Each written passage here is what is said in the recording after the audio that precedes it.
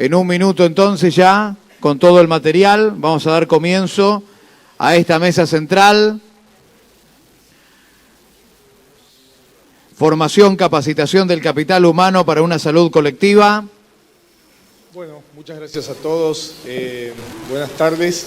Para dar cumplimiento con la mesa entonces que vamos a iniciar en este momento, le voy a pedir por favor a la gente que está ahí que abra la primera presentación. Mientras tanto, les voy a brevemente presentar a nuestros dos amigos que nos acompañan hoy y agradecerle muchísimo al doctor Ricardo Nid, decano de la Facultad de Ciencias Médicas de Rosario. Gracias, Ricardo, querido, por estar acá. Y al querido hermano Mario Hernández, médico también, profesor de la Universidad Nacional de Bogotá, en Colombia. Gracias, Mario, por estar presente acompañándonos en esta oportunidad nuevamente. Es un reincidente, Mario, así que... Bueno, brevemente yo les voy a contar en pocos minutos, así cumplimos con los tiempos, lo que me pidieron para esta mesa que se llama Formación del Capital Humano para una Salud Colectiva. La que sigue, por favor.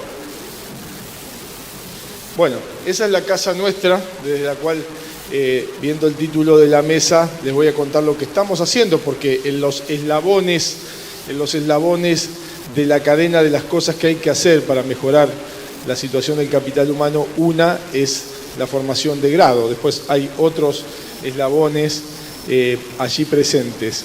Esa es la sede que, en un acuerdo entre la Universidad Nacional de Mar del Plata y el Instituto Nacional de Epidemiología, que depende de Malbrán, tenemos cedida parte de las instalaciones para el desarrollo de la escuela. La que sigue, por favor. Entonces, claro, lo primero que quiero decir es que esto es posible por eso que dice ahí, ¿no? Ahí hay un pedacito del diario que nos dio mucho susto en el primer momento, que dice algo así como que hay 3.200 inscritos para medicina. La universidad lo presentó en su periódico Enlace Universitario como una carrera pensada para cambios en las sociedades actuales y nuevos escenarios, y ahí yo puse unos sitios web para que ustedes miren, pero la verdad que sinceramente no resiste ningún análisis que una universidad pública, gratuita y de egreso irrestricto ocupa el lugar que tiene que ocupar en una ciudad como Mar del Plata, ¿no? La próxima. Bueno, 3 consideraciones voy a hacer en esta presentación. Voy a contarles con la próxima, por favor. Brevemente algunos datos de la educación universitaria en Argentina, que hoy por la mañana el negro José Carlos decía que aproximadamente tenemos un poco más de 1,5 millones de estudiantes en las universidades, que el 82% de esa gente está en la universidad pública, que hay 54 universidades públicas sobre un total de 107, o sea que hay, en realidad están contados los institutos de salud, pero hay casi más facultades, universidades privadas que públicas, y la cantidad de facultades de medicina públicas con privadas están casi equilibradas, pero la pública tiene el 82%. Por supuesto que la característica es todas las universidades públicas estamos más bajo un mismo techo, hay alguna variante en cuanto al acceso, no en cuanto a la gratuidad, sí en cuanto al acceso, el cogobierno y la participación estudiantil. Esto verdaderamente es muy impactante, ¿no? Estos datos. La que sigue, por favor. Entonces, solo para sentar, no voy a hablar de esto, pero está claro que también en la formación de los estudiantes de medicina hay una puja de paradigmas, ¿no? Totalmente, porque si bien es cierto que ha habido cambios, estamos en un momento donde claramente las universidades estamos tratando de ir hacia un modelo de salud colectiva. La próxima, por favor. Lógicamente que es necesario para nosotros, en este modelo de formar profesionales de la salud, realizar algunas cuestiones que son centrales. por ejemplo, definir lo que se llaman los nuevos escenarios. En realidad no son nuevos, porque son los escenarios en los cuales la gente desarrolla su vida, y en esos escenarios que los convirtamos en ámbitos de estudio y preparación para los profesionales. Una cosa que parece de sentido común es que, por ejemplo, las necesidades de salud de la población estén relacionadas con el contenido y las metodologías de enseñanza. Eso que parece tan sencillo, en nuestra época se estudiaba, entre otras cosas, el arañazo de gato en las montañas rocallosas, no sé qué, que era lo que venía en los libros y aparte nos lo tomaban en los exámenes de la facultad. O sea, había, no hace 1000 años, 20 años, una disociación muy marcada entre los contenidos y las metodologías de enseñanza y la práctica de los profesionales de la salud. Lógicamente que el hecho para nosotros también central es incorporar la docencia en atención primaria como un elemento que esté en la formación de los profesionales de la salud. La próxima, por favor, gracias. Bueno, hay algunas cosas más, ¿no? Lógicamente la sociedad necesita un médico diferente. La sociedad necesita un médico que esté ajustado a la situación en la cual vivimos y esté mirando un poquito más que lo que el paradigma flegneriano nos decía que era la atención de la enfermedad sentado al lado de la cama, paradigma que en la medicina lleva más de 100 años. La próxima, por favor. Entonces, nuestra Escuela de Medicina se propuso esa definición para el perfil de formación de un médico que ustedes la tienen ahí, que por supuesto realizarla va a costar mucho más trabajo que escribirla, sin ninguna duda. La próxima, por favor. Bueno, brevemente les voy a mostrar lo que significa para nosotros este cambio en la mirada de lo que viene a ser el aporte para la formación hoy por hoy de estudiantes de medicina. La otra. De todos esos puntos, simplemente por una cuestión de tiempo me voy a referir al que dice orientación comunitaria. ¿Me pasás la que sigue, por favor? El tiempo que el estudiante utiliza en la carrera, y eso es otra de las cosas que es centrales, en la puntita de aquel lado sobre la izquierda para mí y para la derecha a ustedes, está el 100% del tiempo, 50 de teoría y 50 de práctica. Ese tiempo, el de teoría, se toma, en el caso de los estudiantes, como aprendizaje basado en problemas, que significa ABP, es una actividad teórica, porque los estudiantes se juntan en grupos pequeños y a raíz de la problematización de justamente un caso, discuten y ahí también aprenden. Ese es un espacio ubicado dentro de la teoría con los clásicos seminarios. Y después tenemos las actividades de campo y de laboratorio, que son el otro 50% del tiempo total.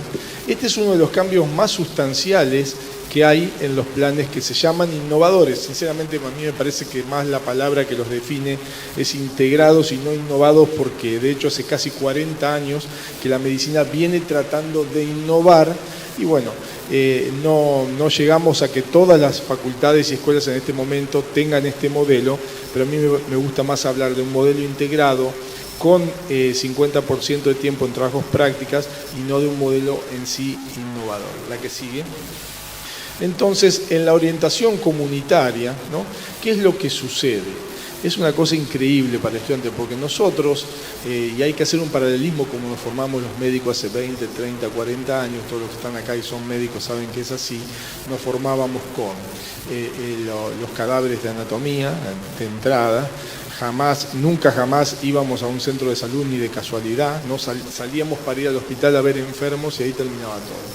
Entonces, algo que es operativamente muy complejo y que es el tema desde el primer año realizar un esquema escalonado de trabajo para los estudiantes fuera de los muros de las aulas es realmente muy difícil, pero ahí está la clave, una de las claves, ¿no? En que los estudiantes, nosotros en este momento tenemos 489 estudiantes distribuidos por la ciudad de Mar del Plata haciendo trabajo de campo que están en primer año, un esfuerzo que implica 50 personas coordinando, centros de salud, tutores, facilitadores, una guía de trabajo articulada para cumplir con metas, porque no es que salen a pasear, y verdaderamente este punto para mí, la incorporación temprana a los escenarios comunitarios es un punto central. La que sigue, por favor.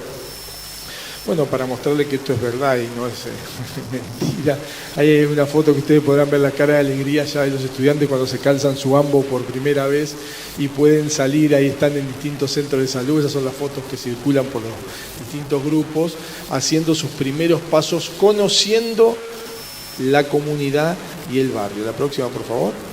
Entonces, en esta última parte les voy a hablar de dos cosas que para mí tienen mucho soporte, en lo que sustentan bastante lo que les estuve comentando. La que sigue. Una es los escenarios de prácticas que reemplazan a las viejas bachas de cadáveres que estaban destruidos, porque la verdad que cuando nos decían, a ver, acá por acá pasa el nervio tal, destruido, entre olor a formol, un cuerpo que tenía 80 años en el mismo lugar. Bueno, cómo la tecnología puede mostrar que verdaderamente sí es útil. Por ejemplo, este es el laboratorio de morfofisiología, el escenario de práctica de primer año, donde está todo perfectamente listo para que los estudiantes puedan aprender sin necesidad de estar sometido a lo que antes sucedía. La próxima. Y la otra pata, que es muy necesaria, ¿no?, para el trabajo, para que los estudiantes puedan, ¿no es cierto?, lograr estos objetivos que muy rápidamente les he presentado, es fundamental, porque nosotros podemos escribir los programas más lindos del mundo. El plan del currículum de medicina de la universidad puede ser el mejor escrito del mundo, pero alguien lo tiene que enseñar, ¿no? Entonces, para eso necesitamos que nosotros mismos, todos los docentes, hagan permanentemente espacios y programas como el que nosotros tenemos de educación continua, para desaprender un poco nuestras viejas mañas que están bien arraigadas en los modelos pedagógicos, en el pensamiento de las prácticas, en los escenarios. Entonces, esa foto en realidad la puse especialmente porque ahí está Mario Robert, que fue el primero que nos dictó el curso. Ese es el equipo que hoy es el equipo docente de primer año, que un año antes de abrir ya se estaba preparando, ¿no? Afortunadamente es una capacitación que la estamos haciendo año a año y que no es suficiente. No es suficiente porque esto es como cuando nosotros decíamos ya en el terreno del campo, cuando el caballo vuelve para la tapera y vuelve para la casa. Vos lo soltás y el tipo vuelve al mismo lugar. Y eso nos pasa a los médicos, estamos totalmente acostumbrados a pensar en una lógica que lo que nos saca de juego no lo queremos. Claro, porque toda la vida hemos dicho, bueno, usted que tiene, bueno, fiebre, no sé, petequia y rigidez de nuca, tiene meningitis. Bueno, eso es muy fácil. Entonces esa es la lógica del médico, del pensamiento. En cambio, claro, someterte a los estudiantes, que los estudiantes te interpelen en una BP, someterte es muy difícil. O sea, esta forma educativa, y que pienso que podríamos hablar largo y tendido, pero obviamente la intención es que podamos compartir la mesa y reflexionar. Esto es solo un disparador. Los profesionales necesitamos muchísimo los espacios de capacitación para poder cumplir con los objetivos que están así dispuestos. Por favor, la otra. Bueno, esto es ya estoy terminando, esta me la mandaron creo que ayer, están en la semana de integración. Esta foto la puse porque en realidad hay un espacio muy interesante que tienen las currículas innovadas, que nosotros es la primera vez que lo estamos haciendo esta semana. Se llama una semana de integración. En esa semana no hay clases, todas las cátedras trabajan juntas, ¿no es cierto? Y los docentes también, docentes y estudiantes, preparan distintas actividades para la semana. Una de esas actividades fue una actividad artística, están construyendo un mural, ¿no? Una actividad artística, están integrando. Después hay otras, digamos, que tienen que ver con, bueno, RCP, con accidentes de tránsito. Lógicamente son estudiantes de primer año que tienen los elementos que tienen para poder hacer su semana de integración. Pero bueno, se han divertido bastante y la están pasando muy bien. Además van a hacer en la comunidad una actividad acá en la esquina de Luro y San Juan, que en Mar del Plata está la terminal de ómnibus. Van a hacer distintos puntos de trabajo a los estudiantes, y también el patio seco de la universidad, donde están las otras unidades académicas para relacionarse con los otros estudiantes de otras carreras. Por favor, ya voy terminando. Bueno, miren, esta es una selfie que también llegó a mi celular porque estaban los chicos ahí felices.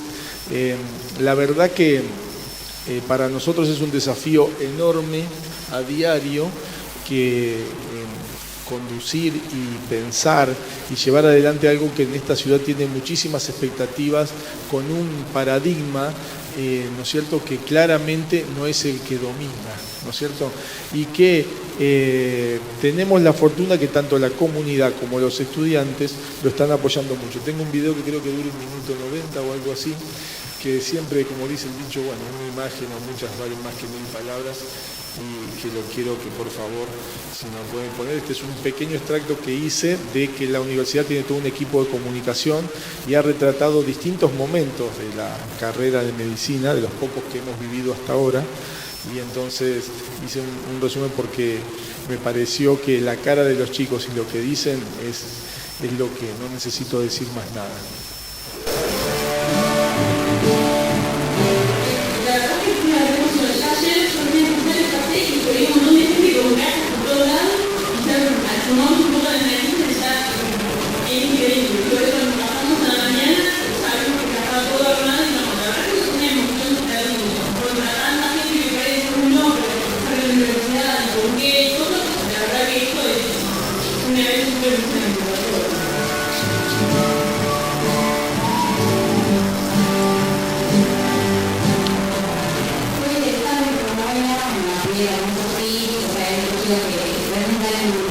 De la secundaria y bueno, interesantes y pudimos construir una como todo el mundo en la medicina, hay mucha ansiedad, recordamos cosas por ahí que hay más avanzadas, pero estuvo interesante. Bueno, yo había estudiado ingeniería un año, no me gustó, había siempre un montón de medicina, pero nunca me gustó la oportunidad de trabajar como médico.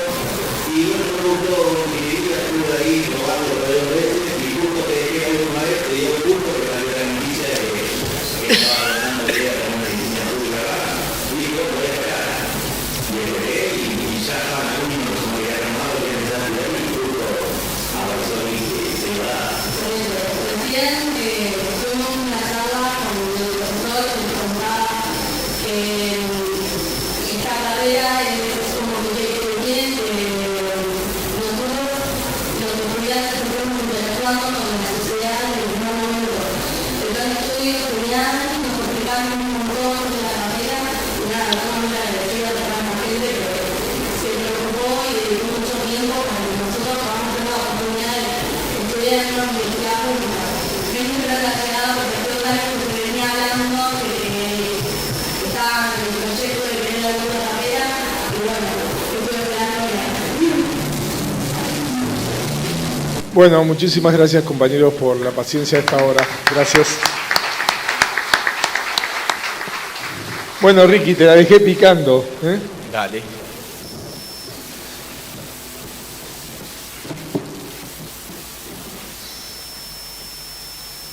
Bueno, empezamos.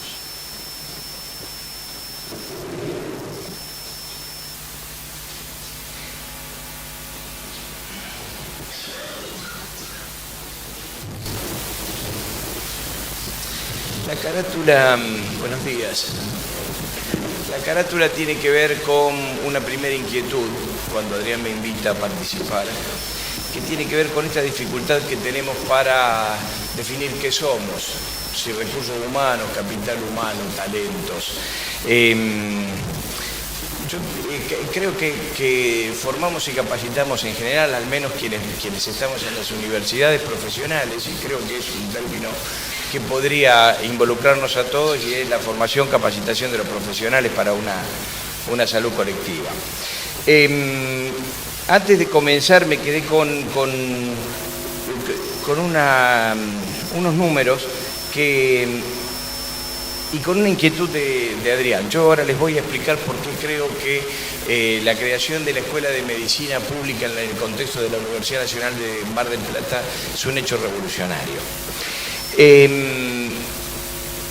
Primero, que Argentina tiene una particularidad, la tradición universitaria argentina tiene una particularidad, y que está sintetizada en este número que se viene planteando de alrededor del 80% de la matrícula universitaria es pública. Esto es en Argentina, no es exactamente lo mismo, más bien está más cerca de lo contrario en el resto de América Latina.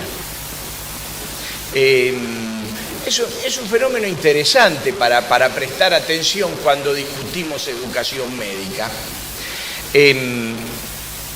Y cuando, como correlato, aparece este temor a las masas. Miren, es muy difícil asumir que garantizamos derecho y temer a las masas.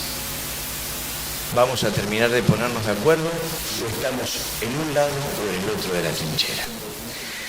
El siguiente, por favor. Estamos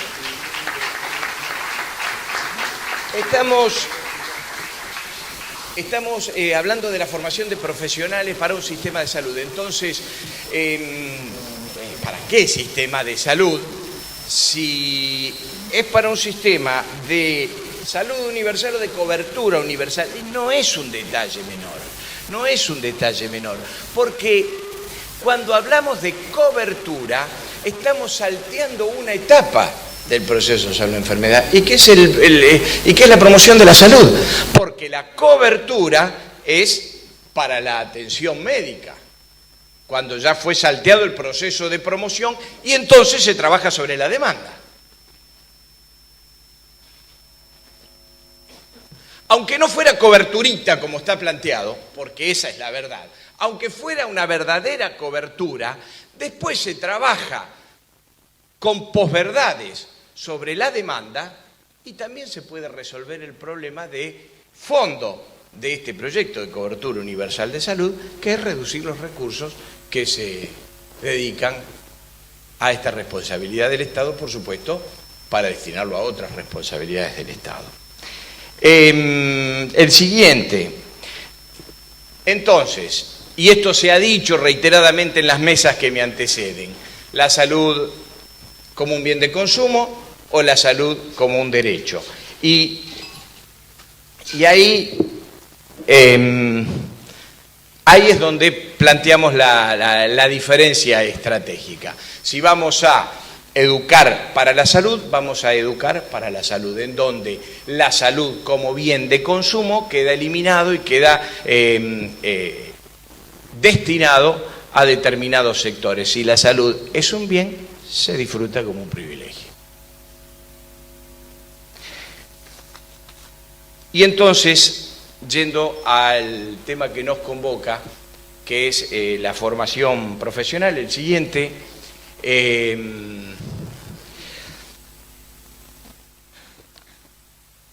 nosotros nos proponemos en nuestra facultad y en varias escuelas de medicina públicas del país formar un profesional capaz de tener la inteligencia y la habilidad de reconocer sus límites disciplinares para integrarse al equipo de salud. No tiene que saber todo, tiene que saber cómo articular sus saberes al contexto de un equipo, reconociendo sus propias limitaciones. Entonces, vuelvo sobre el tema, el siguiente. Hoy en las escuelas de medicina, en las escuelas públicas de medicina del país, hay dos elementos fundacionales que determinan qué profesional vamos a formar. El primero es el tema de esta dicotomía entre admisión universal o ingreso por mérito. Y el segundo tiene que ver con, a partir de aquellos que hemos resuelto admitir, sobre qué estructura epistemológica lo formamos en la profesión. La siguiente. Entonces empezamos con el problema del ingreso.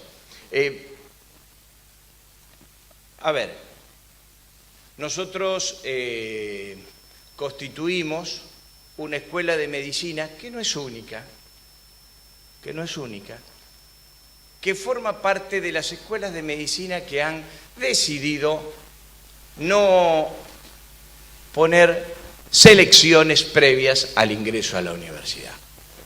Esto nosotros lo hemos hecho hace ya 10 años.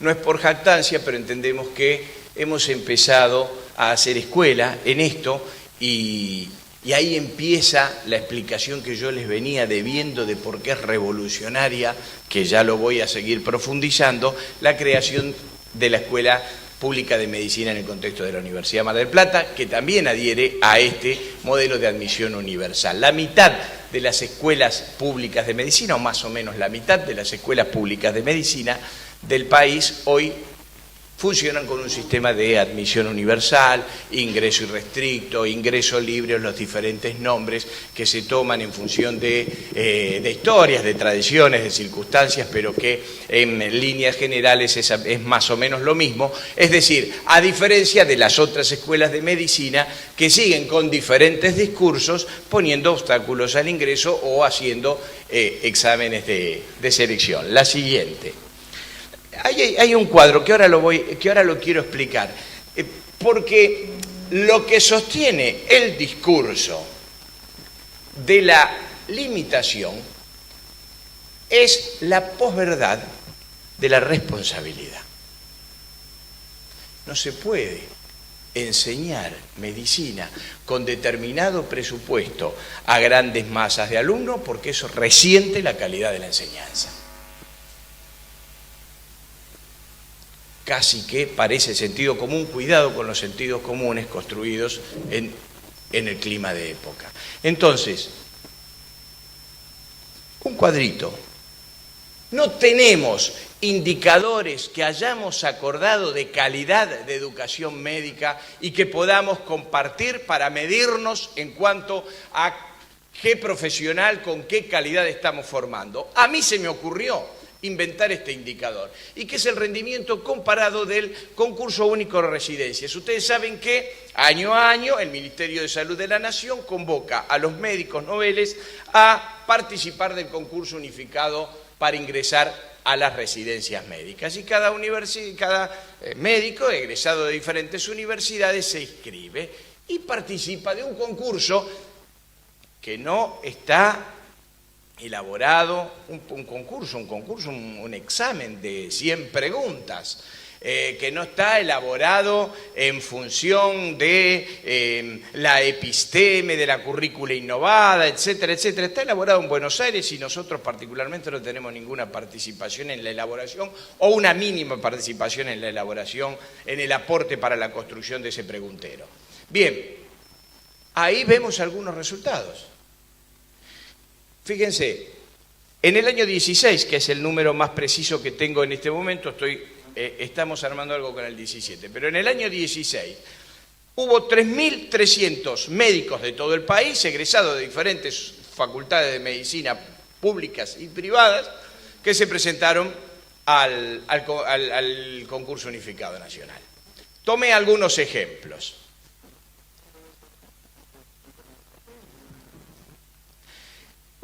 La Universidad Nacional de Rosario aportó al sistema, a ese sistema que hace un ratito nomás planteamos con gran preocupación, está dejando muchísimas vacantes,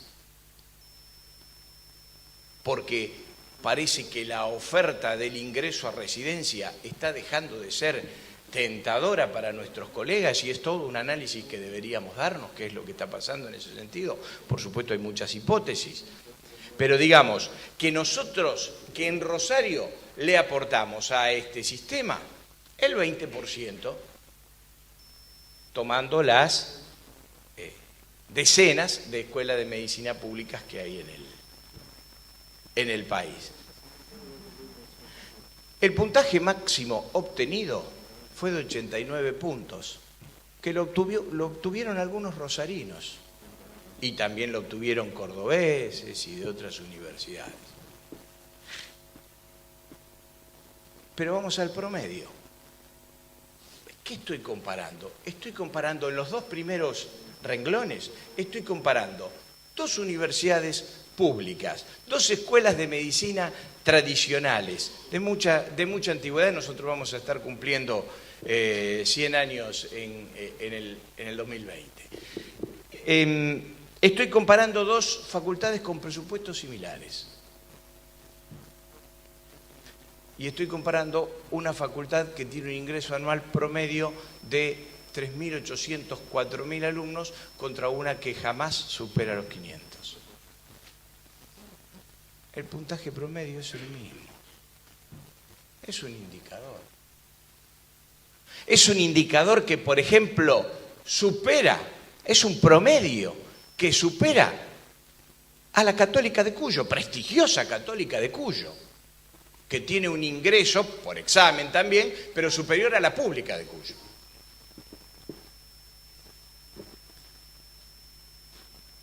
Supera a la del amigo Ferreira, la UCES, el campeón mundial de la excelencia médica.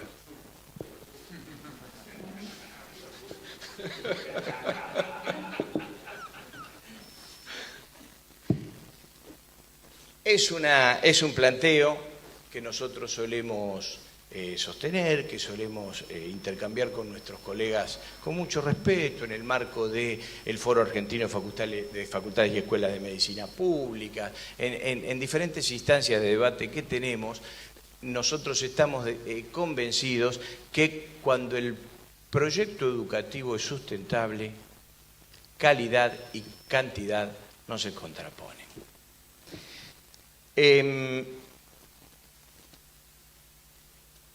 Superada la discusión del ingreso, no superada, digo, planteada la discusión del ingreso, ¿cómo formamos a nuestros jóvenes? Básicamente, epistemológicamente, hay 2 caminos. Está el camino tradicional, que se lo ha mencionado aquí, que lo vamos a sintetizar en el modelo flechneriano, que ahora les voy a contar rápidamente qué es, y está el modelo de la Escuela de Medicina de Rosario, de la Escuela de Medicina de Bahía Blanca, de la Escuela de Medicina de Mar del Plata, con currícula innovada. El siguiente, por favor. El siguiente. Y acá voy a decir algo que no puede decir Adrián, entonces lo digo yo, que después me exilio en Rosario. Y tiene que ver con continuar la explicación de por qué el proyecto de la Escuela Pública de Medicina en Mar del Plata es revolucionario. Y es revolucionario porque lo dice el Colegio de Médicos de Mar del Plata, que envía una carta el 7 de marzo de 2017, que voy a sintetizar, pero que plantea que la Universidad de Mar del Plata ha implementado para su Escuela de Medicina un paradigma académico de formación médica atravesado por los programas de formación en medicina orientado a la APS, salud comunitaria y familiar. Están horrorizados. La siguiente. Ello contrasta ineludiblemente con los paradigmas académicos más ortodoxos y de mayor aplicación en las universidades del país y de todo el mundo, y fíjense que lo ponen como argumento a lo que sigue, con los que se han formado la comunidad médica prácticamente en su totalidad desde el siglo X.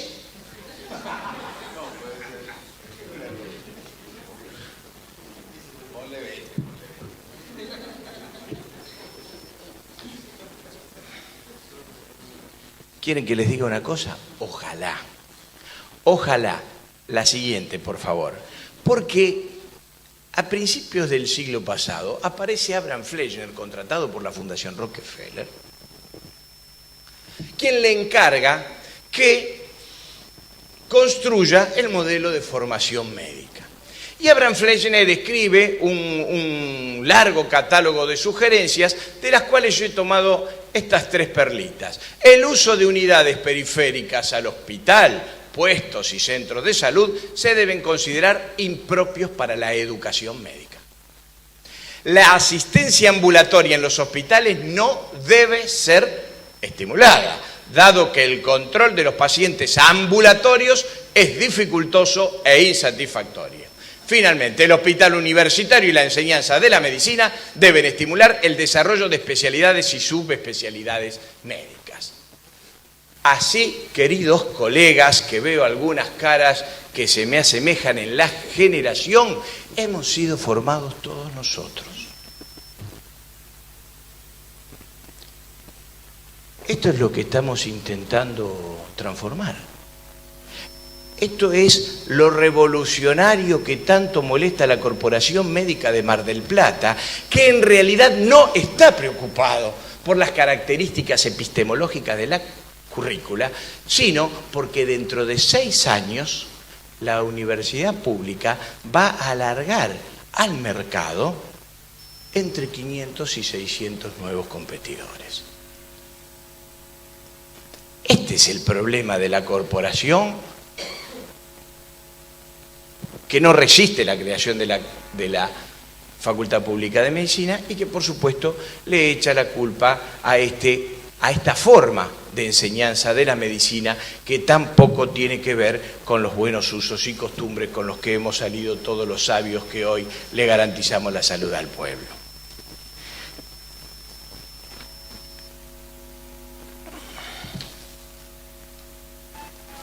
La siguiente, por favor. Miren, hoy Alicia lo nombraba Aristóteles. Parece que Aristóteles está bueno para pegarle. Entonces, nosotros vamos a... No vamos a hacer... no vamos a caer en esta simplificación.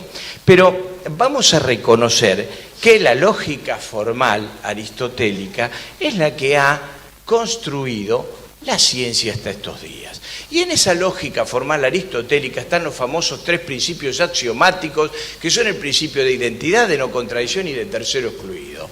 Una cosa es igual a sí misma, si es una cosa no es otra cosa y no hay posibilidad de un tercero entre ambas. Esta es la lógica, estos son los principios axiomáticos de la lógica con los que nosotros construimos, por ejemplo, todas nuestras clasificaciones. Los tumores son benignos y malignos, y etcétera, etcétera. De ahí desagregamos con una clasificación, una lógica clasificatoria excluyente. Entonces, la siguiente, por favor. Ese formalismo aristotélico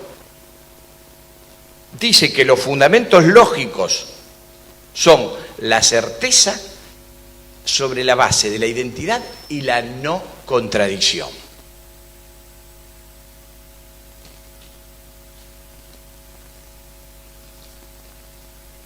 Entonces, la siguiente. El debate epistemológico que hemos dado, particularmente en Rosario, en donde nos dimos a la tarea de transformar la currícula y hemos sido la vanguardia en el tema de las currículas innovadas. Esto es una vieja frase que de vez en cuando nos recuerda a Mario Robert: es más difícil transformar una currícula que mudar un cementerio. Y esta situación, puedo asegurarles que es un fenómeno que en Rosario explotó, pero se produjo la transformación de la currícula. Sobre este debate epistemológico que plantea estas cuestiones que están expresadas en el slide. Y entonces, la siguiente, por favor, aparece como alternativa para asumir el proceso de enseñanza-aprendizaje en la Escuela Pública de Medicina de la Universidad de Rosario, el paradigma de la complejidad.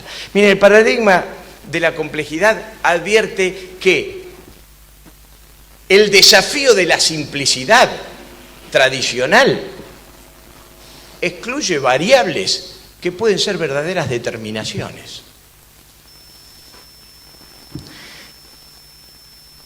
El paradigma de la complejidad desarrolla la autonomía y la reflexión del sujeto histórico. El paradigma de la complejidad trabaja el conocimiento en procesos, que es algo que venimos rescatando en la mañana de hoy. Y finalmente, los últimos 2 puntos, reconoce la lógica de lo multisecuencial para distinguir sin desarticular ni segmentar, para no descartar los antagonismos. Claro, el problema es que confronta con el principio de no contradicción aristotélico.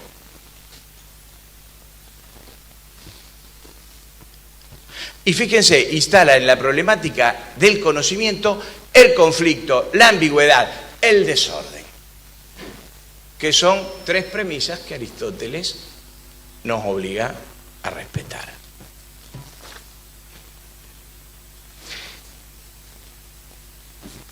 La siguiente, fíjense, esto es una preocupación que me deja el Colegio de Mar del Plata, porque no solo hace un enunciado, sino que después resuelve. Apoyar y velar por toda iniciativa universitaria consagrada a la educación médica de grado y posgrado que forme profesionales de máxima calidad científico-humanística. En particular para la Escuela de Medicina de la Universidad de Mar del Plata, dada su modalidad curricular planteada entre comillas, y que es una escuela de medicina en formación, mantendrá una actitud de observación crítica y toda la colaboración que requiera en pos de la premisa general. Y finalmente se plantea emplear mecanismos a fin de garantizar la apropiada formación.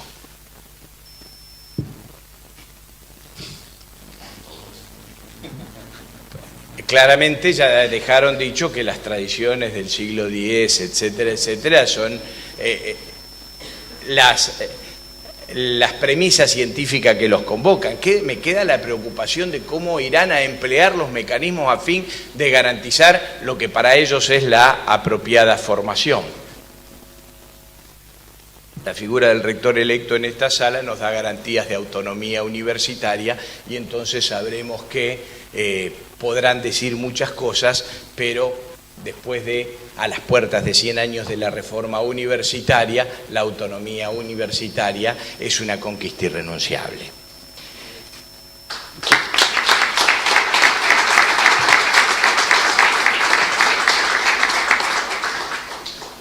Y tan irrenunciable es que en estos días en que estamos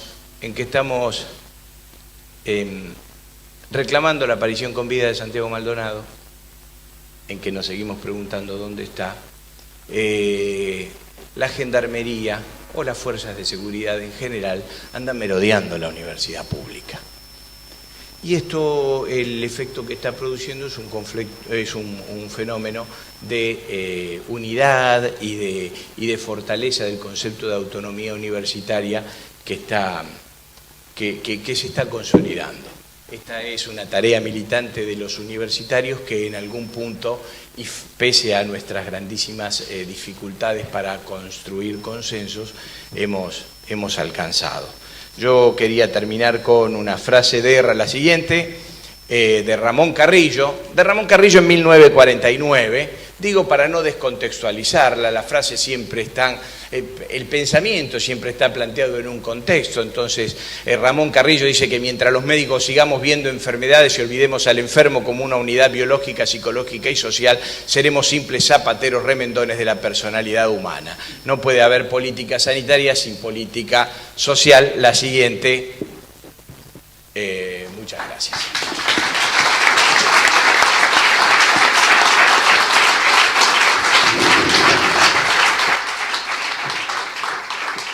Gracias, Ricardo, me has hecho tragar varias veces. Bueno, Mario, te ha tocado cerrar porque siempre lo más difícil es el final, pero bueno, llevamos 30 minutos de atraso, así que tenés tus 25 minutos para redondear esto y te agradecemos mucho la presencia con nosotros acá. Muchas gracias, Adrián. Buenas tardes, ojalá soporten otros 20 minutos después de esta larga jornada. Pero bueno, el reto es ese, es tratar de encontrarnos para discutir, para profundizar cosas que nos interesan. Y bueno, yo asumí que no quería dedicarme a contarles cómo se forman los médicos en Colombia, porque, o en general los profesionales de la salud, porque se resuelve fácil, se puede contar, los está formando el mercado para el mercado. Tenemos en este momento solo el 35% de la matrícula universitaria en universidades públicas, el resto son universidades privadas. Crecieron, se multiplicaron por 2 el número de escuelas de medicina desde 1992 hasta hoy.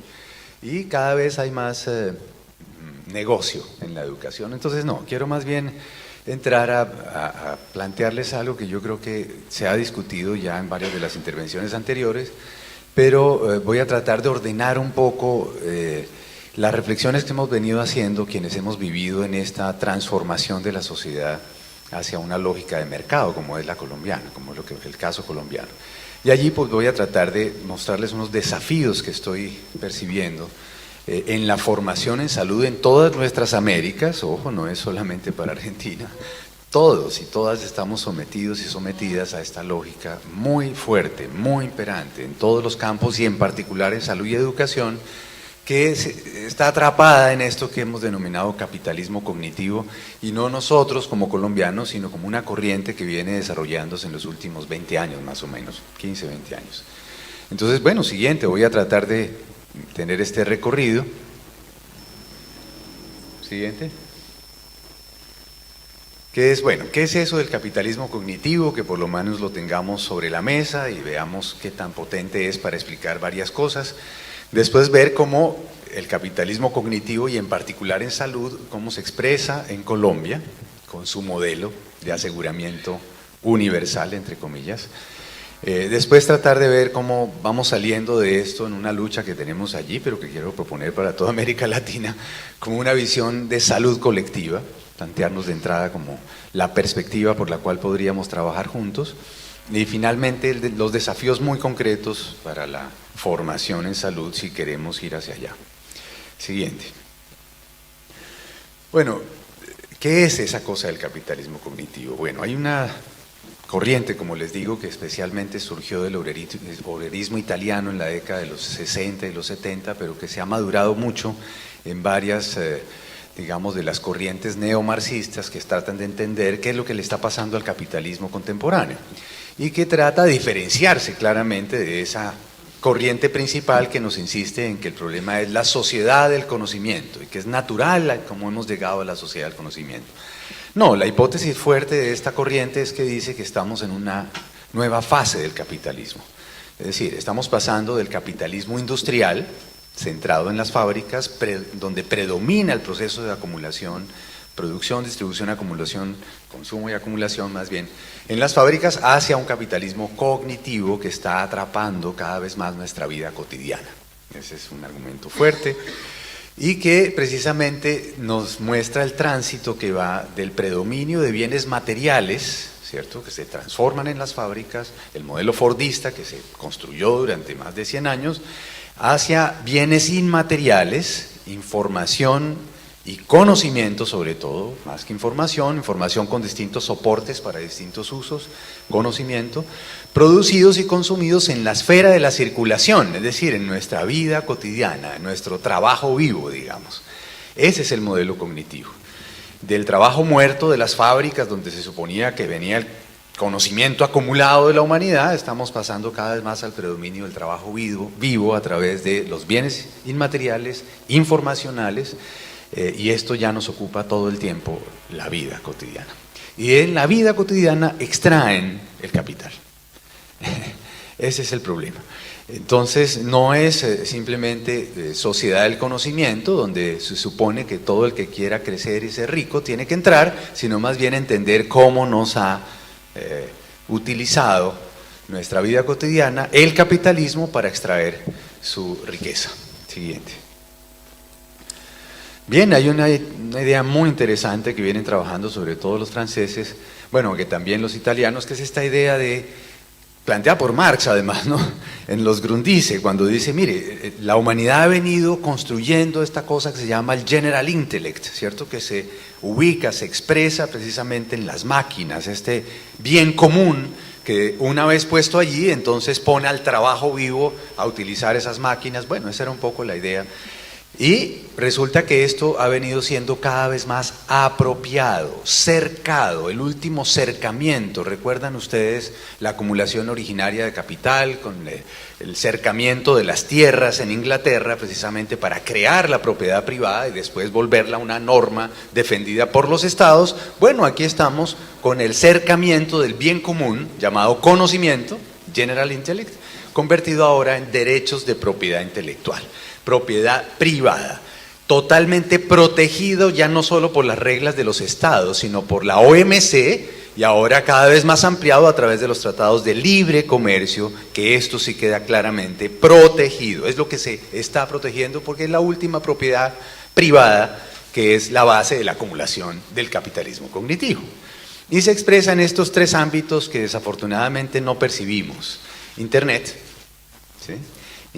Cada vez que entramos a las redes sociales no nos damos cuenta la cantidad de información maravillosa que usan después para usar nuestro consumo, inducirnos al consumo y hacernos comprar cosas que no necesitamos. Bueno, pero las patentes son la mejor expresión de eso, de las semillas, de los agrotóxicos, de los medicamentos, de los programas, de los software, de los equipos, etcétera, etcétera, etcétera. Y salud está ahí centralmente. Y en la universidad que estamos reproduciendo con el modelo ortodoxo, estamos reproduciendo esta forma de acumulación, de apropiación del conocimiento. Siguiente. Así que, bueno, esto no es una cosa que haya aparecido de la noche a la mañana, es una construcción que viene dándose durante todo el siglo XX y especialmente en el siglo XXI. Y la salud ha estado ahí perfectamente articulada. De ser una medicina artesanal, familiar, toda esta cosa de arte, oficio, ¿cierto? Saber, bueno, pasó a ser la tal medicina científico-industrial. Quiero hacer énfasis en eso. Es en la revolución industrial que se produce esa medicina científica, pero poco a poco se va ordenando entonces en la fábrica de producción llamada hospital. Allí la teoría del germen es fundamental, con su proyecto de la bala mágica propuesta por Paul Ehrlich. Recuerdan ustedes, el discípulo de Koch, que finalmente se murió tratando de demostrar que el Salvarsan curaba más que mataba, aunque mataba a mucha gente, ¿cierto? Y ahí nos abrió la apuesta de la bala mágica, toxicidad orientada, definida y toda esta cosa, y eso es industria farmacéutica. Y no es una cosa reciente. En el año 1918 Bayer integra precisamente a un grupo de ingenieros y a un grupo de médicos que estaban trabajando en este proyecto, y bueno, empieza la creación de medicamentos para esa nueva medicina científica. Y el modelo flexneriano que nos acaban de mostrar, precisamente por eso necesita el hospital como la fábrica de producción de servicios de salud, pero también articulado el proyecto de la bala mágica. Es decir, medicamentos y tecnologías centradas en esa fábrica llamada hospital universitario para formar gente y reproducir claramente el modelo. Entonces, claro, allí se produce toda una expansión de esa propuesta, todo el mundo, la Fundación Rockefeller se encargó precisamente de divulgarla, y bueno, viene la Segunda Guerra Mundial y la Segunda Guerra Mundial abre una cantidad de posibilidades tecnológicas de incidir sobre la vida humana, ¿sí? Muchas, y efectivamente salud se convierte, o más bien la atención de la enfermedad en esos hospitales, la investigación, la innovación tecnológica en salud es la punta de lanza de la incorporación de esas tecnologías en la vida de las personas, pero especialmente en la atención médica. Pero justamente por eso, porque logra resolver una serie de problemas y prolongar la vida, entonces empieza a buscar como un derecho. Entonces Piedra, claro, se vuelve una cosa de puja, ¿cierto? De una búsqueda de la sociedad, pero cada vez más se empieza a asimilar que lo que se está buscando es ser atendido por esa medicina científica. No la salud, no el derecho a la salud, sino el derecho a consumir esos bienes que circulan, sobre todo en esa gran industria llamada hospital universitario. Y es eso lo que empezamos a llamar en los 60, finales de los 60, 69 exactamente, Burlach con su informe sobre los hospitales en Nueva York, que se habla de complejo médico industrial, tomando a Eisenhower cuando declaró el complejo militar industrial que estaba invadiendo el mundo a finales de los 50 ya.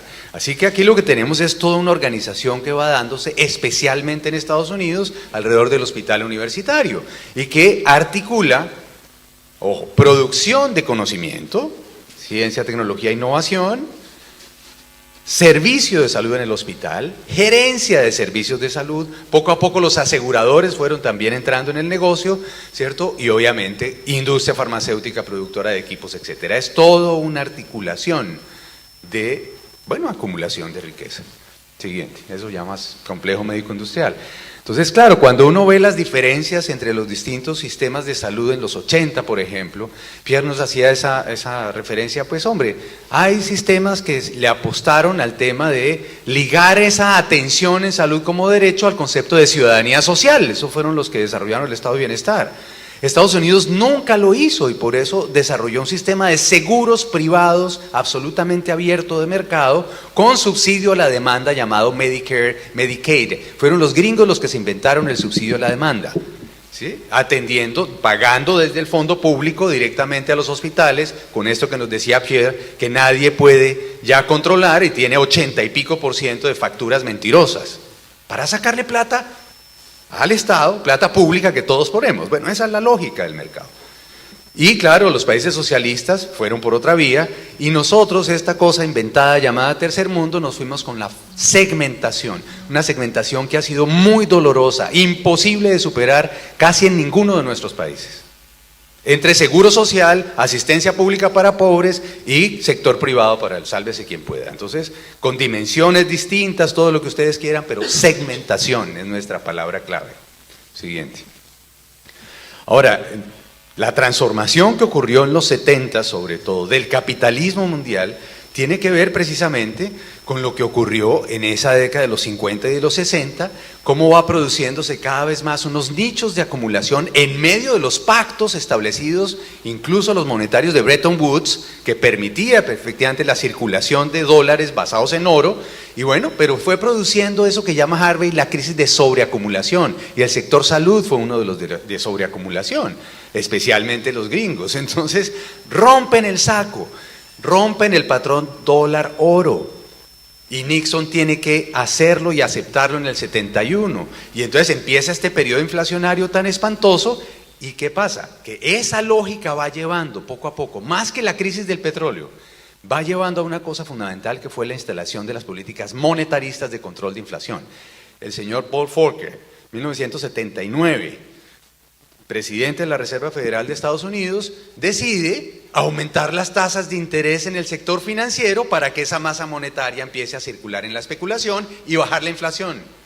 ¿Con eso qué pasó? Pues que nos endeudaron, todos los endeudados dijimos no podemos pagar, países endeudados, países enteros.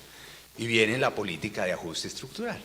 Pero fíjense, eso es lo que lanza el cambio inicial que percibimos como financiarización. ¿Cierto? Del sector industrial pasamos al sector financiero como motor de la acumulación y dijimos, sí, eso es financiarización. Y nos parecía que los seguros, la atención gerenciada era la forma en que el sector financiero entraba al sector salud, ¿cierto? Ahí estábamos en eso.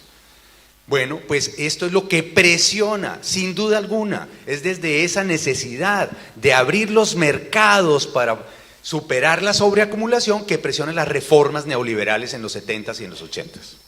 Hay que entender eso con ese tamaño. Se trata de abrir mercados, destruir instituciones públicas para que sea el mercado el que finalmente se alimente con toda esta apertura. Eso es reforma neoliberal. Viene desde los 70. Siguiente. Y claro, la crisis de la deuda nos lleva a los programas de ajuste estructural. No voy a repetir, todos lo sabemos, el consenso de Washington. Pero lo que no hemos analizado bien en el sector salud es la agenda específica del sector salud,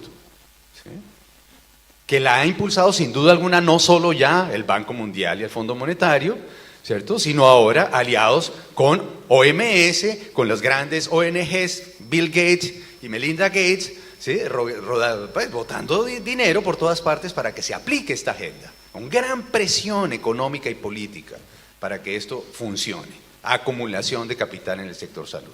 Primero, el pluralismo estructurado, hecho, ojo, descrito claramente por Frenkie Londoño en el 95-97, después de la experiencia colombiana. Ahora les muestro cómo funciona eso y por qué se llama pluralismo estructurado. Pero además, manejo social del riesgo. Ese es otro invento maravilloso de los economistas neoclásicos del Banco Mundial, sobre todo Holtzman y Jürgensen, que si ustedes los leen, dicen, sí, es que, mire, los seres humanos somos trapecistas, que andamos en el trapecio de la vida, y entonces la adversidad nos puede producir algún problema, pero si tenemos recursos, pues entonces tenemos cómo superar. Si no tenemos recursos, entramos ya en un riesgo mayor. Entonces el riesgo es financiero. Léanse ese artículo, Manejo Social del Riesgo y la Nueva Protección Social. ¿Y qué pasa? Ese riesgo financiero es un problema de corresponsabilidad. Primero la familia tiene que responder por sus viejos, sus pobres, sus enfermos, pero después los vecinos, después, hombre, las iglesias. Si usted es previsivo y ahorra, compra seguro para proteger su riesgo. Y solo en última instancia, el Estado viene a hacer la nueva protección social, pero protegiendo a los extremadamente pobres financieramente a través de algún seguro. Ese es el origen de la cobertura universal. Se llama Manejo Social del Riesgo. Por favor, léanse eso, es sencillísimo, 20 páginas. Qué lástima que los estudiantes no están. Pero es muy importante entender la lógica de esto. Esa es la agenda. Y ya la CUS, la cobertura universal, la plantea Kutzen en el 2001, justo despuesito del manejo social del riesgo. Solo que el Banco Mundial la viene disfrazando, lo viene poniendo, y ya la OMS se le convirtió en la que le dice, mire, esto es. El objetivo es que los pobres no sufran con el pago de la atención de enfermedad. Están partiendo de la base de que por eso se paga. Eso dice la OMS, pero nos echa un discurso muy bonito. Siguiente. Entonces, claro, viene el tema, la argumentación es muy sencilla. Mire, es que la población se ha envejecido. Es que, mire, esos bienes son carísimos porque tienen mucha investigación, innovación, ciencia pura, sociedad del conocimiento. Por eso hay que pagar. Entonces, todo el que pueda pagar, que pague. Y el Estado se concentra focalizando, ¿sí?, sus recursos para incorporar al mercado a los realmente pobres. Eso se llama subsidio a la demanda. ¿Sí? Esa es la lógica del CUS. Bueno, siguiente. Y claro, pues ya esto es una dinámica muy compleja, ¿cierto? En que aparentemente se venía dando, como decía el profesor Mario, profesor le puedo decir, mi cuñado, esa tensión que venía dándose entre capital financiero y capital del complejo médico, donde el financiero quería controlar el gasto y el otro quería aumentar el gasto, pues ya lo están resolviendo. Y ya están produciendo una cosa que se llama integración comercial entre aseguradores y prestadores. Colombia es el mejor ejemplo de eso, ¿sí? Y hay una serie de nuevas estrategias de la industria, que es lo que precisamente está generando sus nuevos mercados. Patentes en el mercado bursátil, ¿sí? Eso es una maravilla, se conecta con la financiarización. Invención de enfermedades para nuevos medicamentos, inventan primero el medicamento y después la enfermedad, ¿sí? Llegar directamente al consumidor sin pasar por el médico, ya no necesitan al médico, tienen toda esa propaganda pues, de que usted se formula solo, bueno, incluso están metiendo las medicinas alternativas también, por todos lados, no hay problema. Se amplían, eso sí, los derechos de propiedad intelectual, llevamos en 25 años en promedio, los TLC lo están llevando un poco más, la información previa, todo lo que sabe perfectamente Jorge Rashid, y el biocapitalismo es lo que se nos viene, porque resulta que ahora es mejorar la salud, mejorar el desempeño. Usted puede estar sano, puede tener una medicina personalizada desde sus genes, ¿cierto? Así que olvídese del resto del mundo, si usted se concentra en esto, va a ser sano y va a vivir más, ¿sí? Es decir, nos han creado una subjetividad, como nos decía claramente esta mañana. Exacto. Siguiente. Bien, entonces claro, ¿qué pasó en Colombia? ¿Por qué esta agenda entró tan rápidamente y tan fácilmente a Colombia? Porque tuvimos en la década de los 80 la peor década de legitimidad del Estado, la peor, violencia que hemos vivido en nuestra historia, una década en donde se combinó la lucha contra el narcotráfico con la lucha contra la insurgencia, y la insurgencia también logró una serie de espacios, bueno, con todo lo que ustedes se imaginan, y efectivamente tuvimos más muertos en esa década que en ningún momento de nuestra historia. Y eso implicó efectivamente crisis absoluta también en el campo de la salud, de la educación, con ajuste estructural, etcétera, pues era prácticamente un Estado inviable. Entonces, cuando se hace el primer intento de paz con el M-19 y 4 grupos más, y se llega a la posibilidad de hacer una constituyente, entonces en la constituyente se volcaron una serie de esperanzas. Miren, la primera parte decía, la salud es un derecho de todo ciudadano. En la primera parte de la discusión sobre la constituyente. Y llegaron le decíamos nosotros, el Kinder de Gaviria, ¿no? Del presidente César Gaviria Trujillo, que estaba metiendo todo el neoliberalismo con sus muchachos recién traídos de la formación allá en Estados Unidos, el Kinder de muchachos era. Dijeron, no, eso de salud es un derecho, eso es para Dinamarca, no para Cundinamarca, que es un departamento nuestro bastante pobre. Entonces, no, eso es para ricos. A los pobres nos toca hacer esto, definir que la atención en salud, no la salud, está en nuestra Constitución. La atención en salud y el saneamiento ambiental son servicios públicos, claro, a cargo del Estado, pero corresponde al Estado, óigase bien, organizar, dirigir, ¿cierto? Pero no prestar servicios de salud. Y más bien definir políticas para que entre la empresa privada a prestar. Eso es neoliberalismo puro, ¿cierto? Y vamos a ver cómo son las competencias. Competencias en Colombia es cuánta plata pone la nación, ponen los entes territoriales y los particulares. El gasto de bolsillo ordenado por un sistema de seguridad social obligatorio. Fíjense, modelo neoliberal pero con disfraz de derecho, de seguridad social. Siguiente. Y tuvimos después de un debate ahí bastante insulso de 1 año y medio, esta cosa que es la Ley 100. Que es estructural, en ninguna otra parte del mundo, doctor Goya, no lo va a encontrar, un sistema tan estructurado por el aseguramiento de mercado, pero con una característica fundamental, competencia regulada. Aseguramiento con competencia regulada. Pero la entrada es muy grave porque dice, los ciudadanos y ciudadanas colombianos y colombianas se van a dividir en 2, pobre y no pobre, y tienen que demostrar que son pobres o no pobres para merecer algún recurso público. Si no, usted paga. Usted, si es no pobre, paga obligatoriamente. Y si es pobre, demuestre que es pobre. ¿Cómo lo hago? Con una encuesta que se llama SISBEN. La van a aplicar aquí, van a ver. ¿Sí? SISBEN. Sistema de Identificación de Beneficiarios Potenciales del Estado. SISBEN. Para decir, usted es pobre, la encuesta de pobreza, y le dicen, tiene el título de pobre, usted es SISBEN 1 o 2, con un puntaje. Y le dan el carnet de SISBEN, lo declaran pobre, para merecer el subsidio. Ojo, porque eso suena como una focalización eficientísima y el mejor uso de los recursos públicos. Así se los va a presentar el próximo ministro y el ministro de Hacienda. ¿Sí? Así se los va a decir. La mejor forma de focalizar, porque en esas cosas de hospitales abiertos hay muchos subsidios cruzados, hay mucha gente que puede pagar y no está pagando. Y tiene que demostrar que es pobre para que no pague. Bueno, esa es la lógica. ¿Sí? Bueno, entonces quedó régimen contributivo para el no pobre, obligatorio, es para fiscalidad, eso es recurso público. Régimen subsidiado para el pobre, ¿cierto? Y el Estado paga la póliza por la cual entra, se llama unidad de pago por capitación. Y la forma de regulación de mercado, para que no se vayan a perder mucho con esto, es simplemente que el fondo público le paga al asegurador una cápita a cambio de un plan de beneficios definido para el consumidor. Y como se supone que quiere ser universal, entonces es la misma UPC para el mismo plan de beneficios. Todos los aseguradores. Entonces, claro, se jactan mucho de la equidad que logra eso, porque no es lo mismo que Estados Unidos, donde cada cual paga su póliza y obtiene el plan de la póliza, ¿sí? Y hay khaki y hay gold, y lo tratan como khaki y como gold. Bueno, entonces ahí supuestamente hay una regulación de la competencia que produce menos inequidad, y eso se los van a vender a ustedes, sin duda alguna. Aparte quedaron unos regímenes especiales de los sindicatos que lograron sostenerse, ya son una cosa poquita, cubre 2 millones de personas.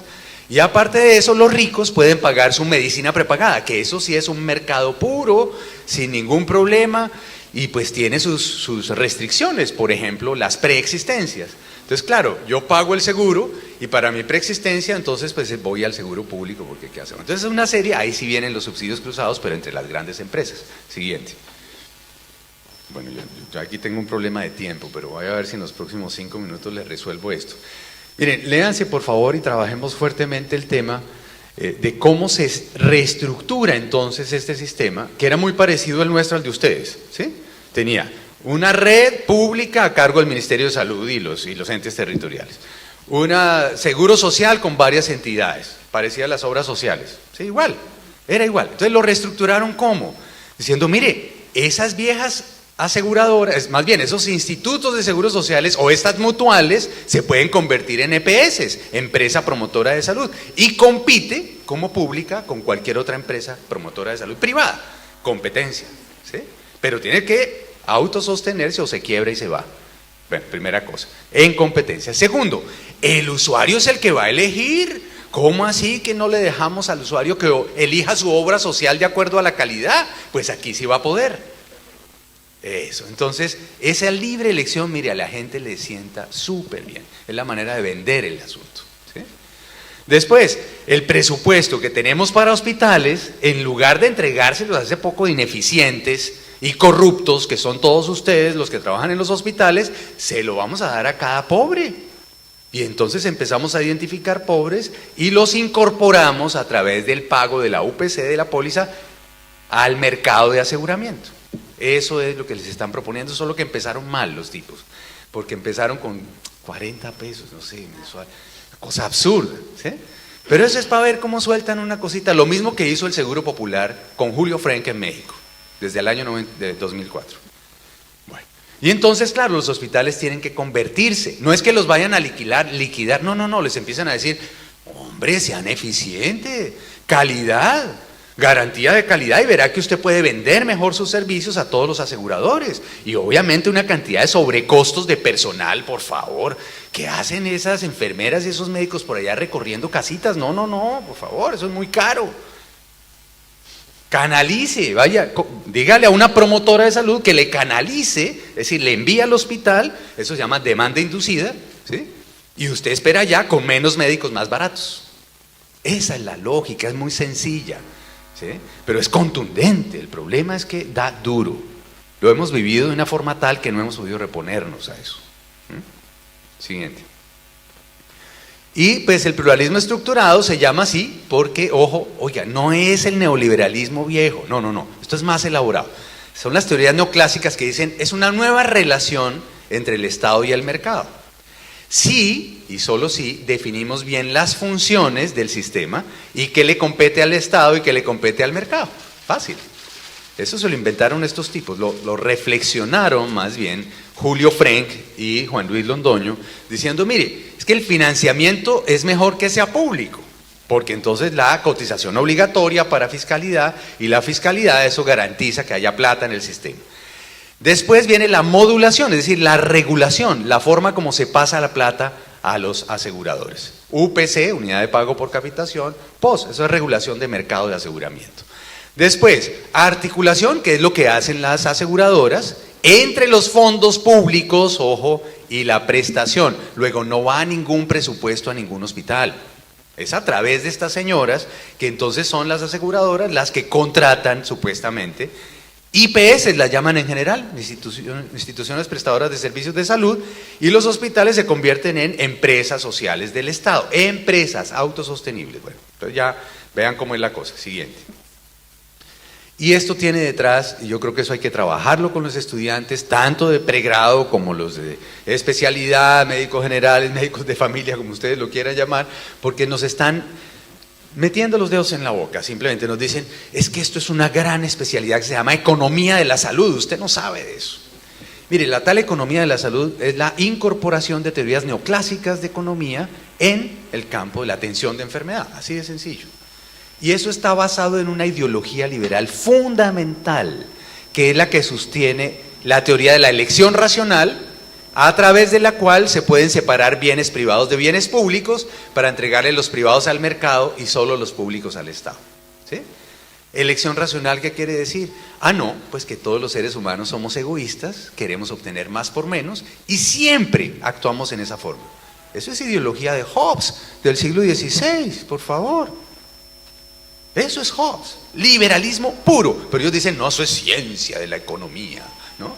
Y empiezan a calcular entonces cómo es que se comportan los agentes racionales al consumir. Entonces dicen, mire, si un bien, digamos, está expuesto allí, pero su deseo de consumo surge del individuo, es deseo de consumo, va al mercado, obtiene el bien, se consume y obviamente solo satisface a este individuo, cumple un principio de exclusión, a nadie más beneficia. En esas condiciones ese señor está dispuesto a pagar por él. Y eso funciona mejor con libre mercado, libre elección, libre competencia, mejor calidad, menor precio, perfecto.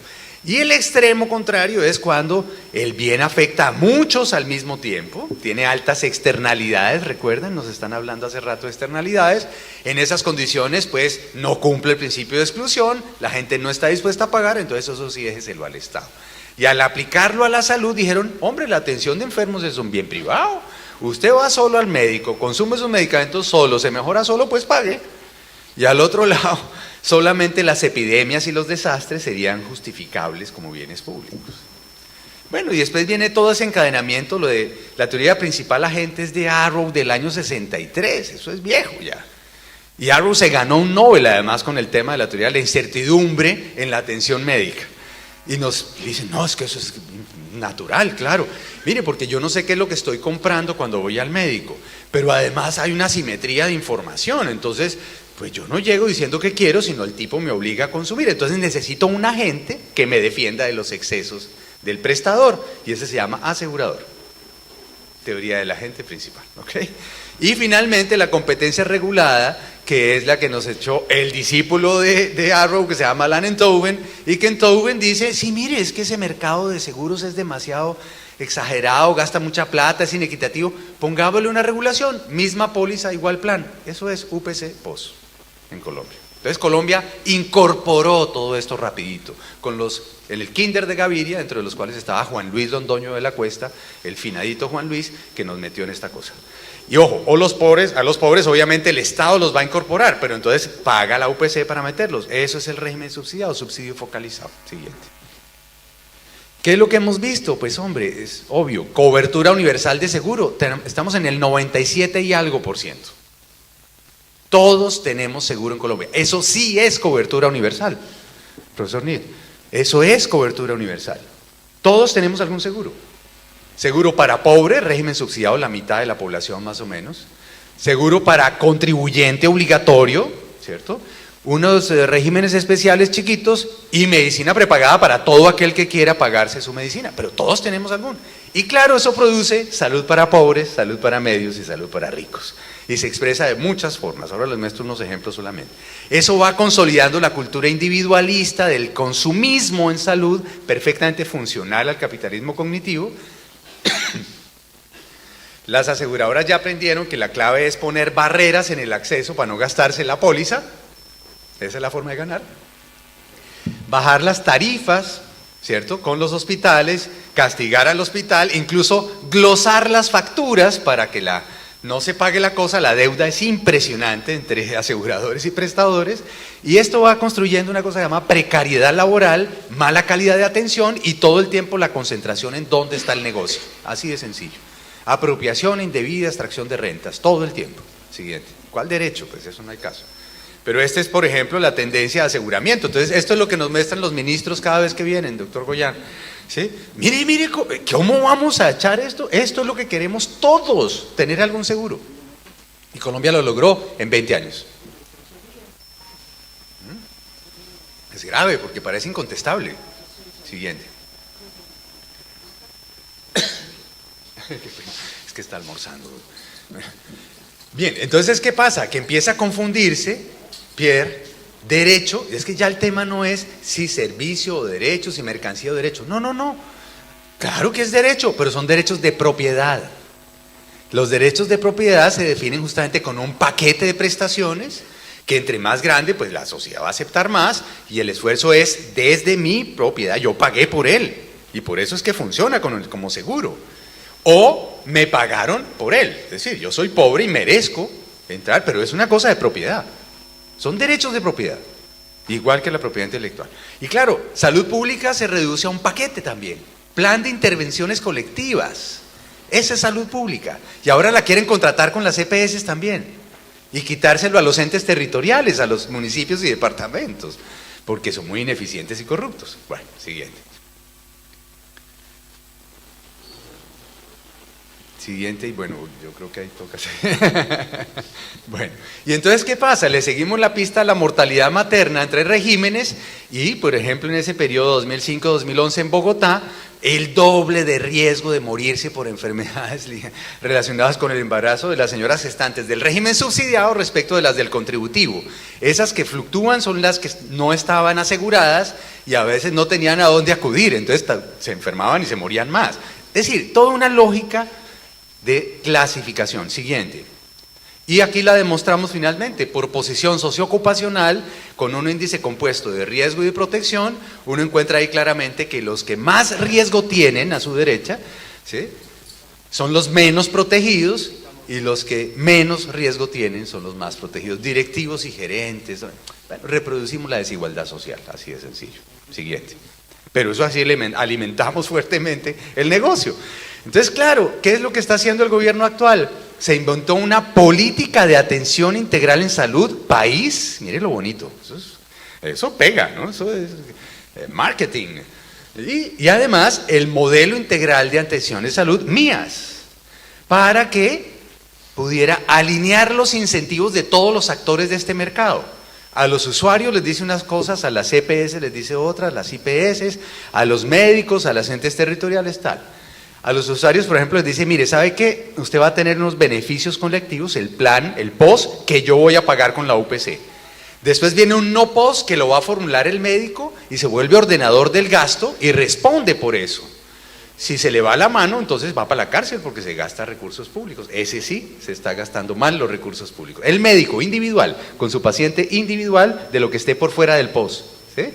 Y aún así quedó unas exclusiones que sacó como ley estatutaria del derecho a la salud, léansela por favor, 1751 de 2015, que dice, mire, con estos criterios vamos a ir excluyendo una cantidad de cosas que no va a pagar el Estado, lo pagan las familias de su bolsillo. Y ya, y la gente se ha venido acostumbrando a eso.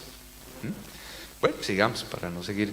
Y este es el modelito que dice cada cual debe cumplir con la cosa. Ojo, ahí está la atención primaria, medicina familiar y comunitaria, que harían las EPS, ojo a esto, como gestión individual del riesgo en salud para disminuir el riesgo financiero, que es lo mismo de Kaiser Permanente, la aseguradora más grande de Estados Unidos. Al ente territorial le dice, usted tiene que hacer algo así como PIC, pero también gestión integral para afectar los determinantes sociales de la salud, como dice la OMS. Todo perfecto. Y a la IPS le dice, usted adáptese porque se tiene que trabajar en red, pero lo ordena la EPS. ¿Sí? Todo eso lo integran y al paciente le dicen, usted tiene que autocuidarse. Y lo pusieron en la ley estatutaria. Es un deber de los ciudadanos autocuidarse y ahora empieza la negociación. Si usted fumó 30 años, doctor Rashid, pues qué pena, no le vamos a dar oxígeno permanente, pague por él. ¿Ah? Así, transacciones y transacciones. Siguiente. Entonces, bueno, pues lo que tenemos aquí es unos retos muy difíciles. Yo creo que esto lo hemos trabajado, es necesario que lo planteemos con toda dureza, con toda claridad. Quienes pensemos que es posible una salud colectiva, es el momento. Pero no sigamos diciendo que es un problema de atención médica, por favor. ¿Sí? Entremos en otra forma de ver la cosa. Mire, pensemos en el tema de relación sociedad-naturaleza, cómo se está dando. ¿Sí? Porque hace parte del mismo juego. Lo de agrotóxicos, el extractivismo, toda esta cosa hace parte del mismo juego.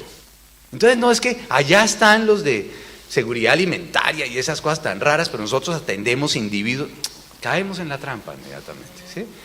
Y creo que vale la pena recoger muchas experiencias que ustedes y muchos tenemos en nuestros países, pero buscar una nueva manera de entender el territorio, enfoque territorial, no es espacio físico, es territorialidades en conflicto. Vamos a hablar así. Territorialidades en conflicto, por favor, léanse, los brasileños son muy interesantes en eso. Carlos Balta Porto González, por ejemplo, es un personaje que anda construyendo otra idea de territorio para ver si hacemos alternativa al desarrollo, no alternativas de desarrollo, al desarrollo depredador. No extractivismo, no agroindustria, no financiarización, no capitalismo cognitivo, no patriarcal, no racista, no colonial. Es decir, ahí tendríamos que construir todo un proyecto, ¿sí? Que en salud estamos cortos en eso, muy cortos, y reproducimos mucho la cosa, ¿sí? Y entonces, claro, eso implica otra institucionalidad, otra relación sociedad-estado, no Estado-mercado. ¿Sí? Y de pronto reconstruir un Estado, o hacer otro Estado, con cambios culturales muy profundos que yo creo que no los estamos haciendo. Siguiente. Y eso pasa por democratización, pasa por reconocimiento de la diversidad, ¿cierto? Por superación de la cosa clientelista, electorera que todos vivimos, todos nuestros países, y entrar en una política económica. Nos toca dialogar con los economistas seriamente, pero sobre todo para traerlos a una lógica socioambiental, de desconcentración de la propiedad, de soberanía alimentaria y ambiental, de reforma tributaria, como decía Pierre ayer. Es necesario repensar la cosa tributaria, porque si no, no hay forma. Y de reordenamiento de los presupuestos. Siguiente. Eso implica entonces que un sistema de salud tendría que ser de otra manera. Ya lo hemos dicho muchas veces, y es interesante pensar en si nos separamos de la lógica de que yo compre un seguro, así lo llamemos seguridad social. Pierre tenía toda la razón. Mejor hablemos de impuestos.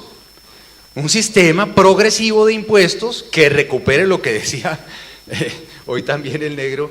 Hombre, toda esa plata que se sacan a los paraísos fiscales, hay que traerla y ponerla a funcionar. Toda la cosa de retirarle el impuesto a la renta y pasar al ingreso, a los impuestos colectivos pagados con el consumo, toda esa lógica, ¿sí? Para ver si recuperamos una plata que es de todos y la ponemos en servicio de un sistema universal, realmente universal, no de cobertura universal, donde se supere claramente el asunto. Pero eso implica administrar descentralizadamente esos recursos públicos sin lucro alguno, y con mucho control y vigilancia social y participación social. Sería la única forma, como hace la provincia de Santa Fe. Yo creo que en cierta forma está haciendo eso, ¿sí? Integración territorial, que implica entonces diversidad e interculturalidad, pero también intersectorialidad, una lógica ambientalista muy amplia. Ahí sí hablamos de redes integradas, de transsectorialidad y de políticas que están articuladas según necesidades en los territorios y no según lógicas sectoriales y financieras. Siguiente. En Colombia hemos hecho proyectos de ley que integran parafiscalidad con fiscalidad progresiva, a ver cómo vamos avanzando en un fondo público único, asignación territorial según desigualdades, superación de desigualdades injustas, calidad, etcétera, y administración pública. Siguiente. Ahí sí, siguiente, nos da una idea de que son territorios sociales donde salud es simplemente una forma de articulación con otros, una planeación estratégica por problemas, etcétera. Atención primaria se articula muy bien con las comunidades, con las redes, es puerta de entrada, permite abrir una cantidad de posibilidades de relación del sector salud con los otros sectores. Siguiente. Y claro que permite integrar las redes, ida y vuelta todo el tiempo, pero aquí se necesita territorialidad, otra institucionalidad. Siguiente. Y ya pues entramos en los dilemas. Entonces estamos frente a, sin darnos cuenta, insisto en eso, si no nos damos cuenta de la presión tan tenaz que es esto, podemos reproducir. Desafortunadamente, podemos ir reproduciendo cada vez más, a pesar de los esfuerzos, esta cosa biomédica, súper especializada, flexneriana, medicina basada en la evidencia, hospitalocéntrica, gestión del riesgo, que eso es lo que nos están vendiendo todo el tiempo, y exclusión de otros saberes. Esa es la ruta que nos están planteando. Y adáptese, en Colombia está así. Y ya las aseguradoras tienen sus escuelas de formación de personal en salud, de medicina, de enfermería y todo. Sanitas, por ejemplo, que es española, ¿sí? No es colombiana, es española. Así que, bueno, es una cosa transnacional. Siguiente. Y pues obviamente el formar para qué implicaría que, bueno, tendríamos que hacer conciencia de esta situación tan compleja en salud, esa relación con el capitalismo cognitivo, porque implica un cuestionamiento profundo de la superespecialización. Profundo, no solo epistemológico, también económico-político. Y hablar de integralidad en serio, de saberes y de prácticas en los territorios para descolonizar, desmercantilizar, desmedicalizar, desprivatizar. Y eso implica luchar contra los derechos de propiedad intelectual en salud. Eso es una ruta muy interesante. Aquí ustedes iniciaron en el gobierno anterior una lucha interesante, podemos profundizarla. Jorge también ha estado en eso. Así que territorialidad, pero subjetividad también. Construir nuevas subjetividades que nos saquen del consumismo en salud, es absurdo eso. Y obviamente nuevos procesos pedagógicos, ¿sí? Educación popular me gusta más incluso para formar médicos a esta altura que esa cosa que nos han enseñado todo el tiempo. Y obviamente una perspectiva latinoamericana. Mire, esto, si no nos unimos, nos arrasan a todos muy fácilmente. Ya estamos arrinconados, entonces es el momento de ver cómo organizamos una lucha distinta. Siguiente. Y ahí termina. Sin gente no hay transformación. Esto, una golondrina no hace verano. Muchas gracias.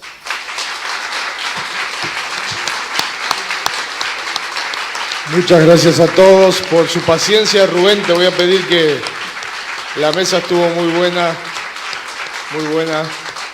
Gracias por la paciencia que hasta acá. Te voy a pedir los regalitos para los disertantes y con eso damos por finalizada la...